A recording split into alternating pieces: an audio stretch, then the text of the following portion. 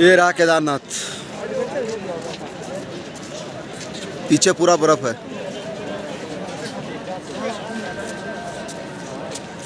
केदारनाथ बिल्कुल जन्नत।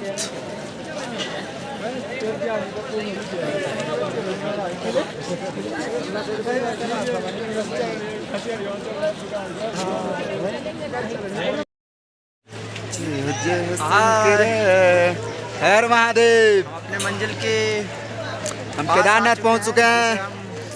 आगे बहुत सुकून महसूस हो रहा है। हम अपनी मेहनत और जन्नत है, जन्नत से ये हमारे भाई लोग हैं। शंकर से दर्शन हुए और हमें ऐसा फील हो रहा है जैसे कि इंडिया का एक कोना है, इसे भी स्वर्ग के रूप में माना जा सकता है। और यहाँ बहुत ही वातावरण बहुत शुद्ध है और बहुत ही अच्छे लग रहे हैं, जो कि हम और कहीं से कंपेयर नहीं कर सकते हैं। यहाँ आने के बाद लगता है सभी थकान और दर्द। जय श्री केदार की।